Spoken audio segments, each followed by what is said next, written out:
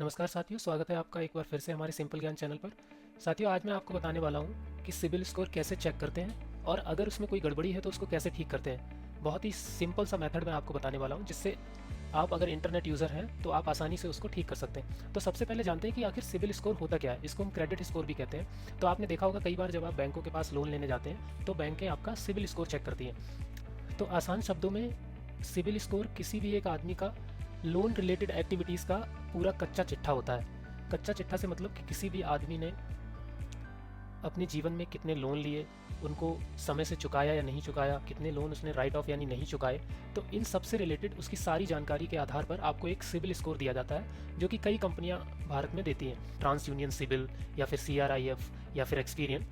तो अगर आपका सिबिल स्कोर अच्छा है तो आपको बैंक आसानी से लोन दे देता है। अगर आपका सिबिल स्कोर ख़राब है तो आपको बैंक लोन देने से आनाकानी करता है। अगर आपका सिबिल स्कोर बहुत ही अच्छा है तो बैंक आपके पीछे पीछे घूमता है आपको लोन देने के लिए। तो सिबिल स्कोर ये डिसाइड करता है कि बैंक आपको कितनी आसानी से लोन दे सकता है। चलिए तो बात करते हैं कि सिबिल स्कोर आप खुद से कैसे चेक कर सकते। आप लोगों के मन में ये सवाल आ रहा होगा कि अरे सिबिल स्कोर तो हर कोई चेक कर सकता है। तो मुद्दा यहाँ पर सिबिल स्कोर चेक करने का नहीं है। मुद्दा यहाँ पर है कि सिबिल स्कोर आप सेफली कैसे चेक कर सकते हैं। क्योंकि अगर आप किसी भी रैंडम वेबसाइट पे सिबिल स्कोर चेक करते हैं, किसी भी ऐप से चेक करते हैं, तो आपकी डिटेल सारी एक थर्ड पार्टी वेंडर के पास पहुँच जाती है और फिर वो आपको कॉल कर करके परेशान कर देंगे कि सर लोन चाहिए, मैम लोन चाहिए। तो उन सभी चीज़ों से बचने के लिए आपको कैसे आसान तरीके से और सुरक्षित तरीके से सिबिल स्कोर चेक करना है वो मैं आपको बताता हूँ। चलिए, तो सबसे पहले आप गूगल खोलेंगे। गूगल पे आप टाइप करेंगे CRIF और जब एंटर करेंगे तो आपको दिखेगा फ्री क्रेडिट स्कोर। उस पर आप क्लिक करेंगे और यहाँ पे सारी डिटेल अपनी फिल करेंगे, अपना नाम, अपना पैन कार्ड नंबर, अपनी एक ID, ईमेल ID और अपना मोबाइल नंबर। जब आप सारी डिटेल भरकर उसको सबमिट करेंगे और गेट माई क्रेडिट स्कोर पे क्लिक करेंगे तो आप पहुंचेंगे एक OTP वेरिफिकेशन पेज पर। तो आपको अपने मोबाइल पे एक OTP रिसीव होगी, उसको यहाँ पे एंटर करना है, फिर उसको वेरीफाई कराना है। फिर उसके बाद एक आपको OTP रिसीव होगी अपनी ईमेल ID पर, उसको फिर एंटर करना है और फिर से वेरीफाई कराना है। उसके बाद आपको थोड़ी सी इन्फॉर्मेशन अपनी इसमें फिल करनी है, कन्फर्म एंड कंटिन्यू पे क्लिक करना है और फिर आपको अपना एक पासवर्ड सेट करना है ताकि आप इस वेबसाइट पे लॉगिन कर पाएँ। और जैसे ही आप सबमिट पे क्लिक करेंगे एक आपके पास ईमेल जाएगा अपना अकाउंट एक्टिवेट करने के लिए। आपको उस ईमेल पे क्लिक करके अपना अकाउंट एक्टिवेट कर लेना और फिर आप जैसे ही लॉगिन करेंगे इस वेबसाइट पर आपको अपना सिविल स्कोर ठीक सामने दिखेगा। अब इस वेबसाइट पे आप अपना पूरा सिविल स्कोर से रिलेटेड सारा डेटा देख सकते हैं। जब आप इस माई रिपोर्ट ऑप्शन पे क्लिक करेंगे तो आपको अपनी पूरी रिपोर्ट दिख जाएगी। आपके कितने अकाउंट हैं, कितने अकाउंट क्लोज हो चुके हैं, कितने अकाउंट एक्टिव हैं, आपने कितनी बार अपना एड्रेस चेंज कराया है, आपका मोबाइल नंबर क्या है। ये सारी लोन रिलेटेड सारी इन्फॉर्मेशन आपको इस पूरी रिपोर्ट में मिल जाएगी, बिल्कुल फ्री है पहली बार।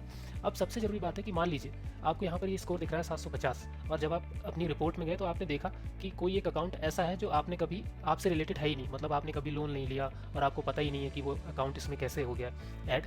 तो उसको कैसे ठीक करना है, क्योंकि हो सकता है कि वो अकाउंट किसी और का हो पर धोखे से आपके नाम पे चढ़ गया हो और उस अकाउंट की वजह से आपका सिविल स्कोर गड़बड़ हो गया हो।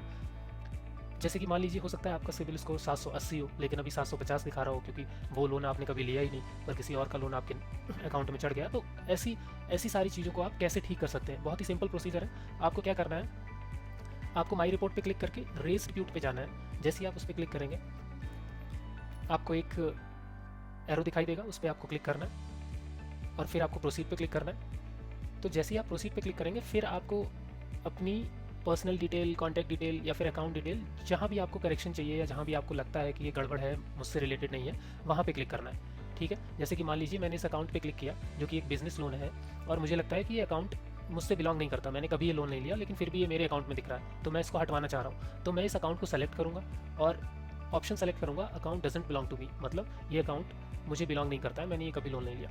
क्लिक करने के बाद उसके आगे मैं अपनी अकाउंट डिटेल फिल करूँगा। दोस्तों ये अकाउंट डिटेल इसलिए ज़रूरी है कि मान लीजिए बैंक को आपको पेनल्टी के रूप में कुछ रुपए देने पड़े तो वो रुपए किस अकाउंट में आएंगे, तो इसलिए आपको यहाँ पर अपने एक बैंक अकाउंट की डिटेल्स फिल करनी है। तो जैसे ही आप बैंक अकाउंट की डिटेल फिल करेंगे आप सबमिट पे क्लिक करेंगे और बस आपका एक रिपोर्ट नंबर जनरेट हो जाएगा। इस नंबर को आप अपने पास रख लीजिए और जनरेट होने के लगभग 30 दिनों के अंदर अंदर आपको आपकी नई civil report after correction receive हो जाएगी।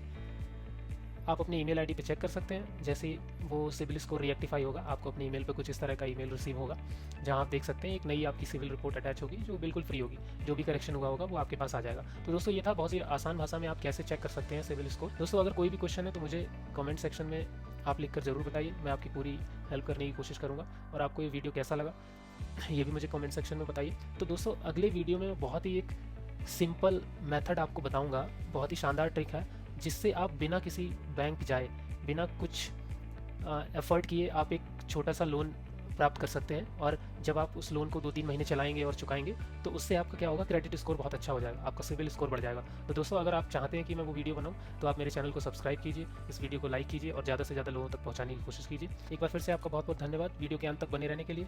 एक बार फिर नई जानकारी लेकर अगले वीडियो में आपसे मिलेंगे, तब तक के लिए जानकार बनिए, स्वस्थ रहिए, धन्यवाद।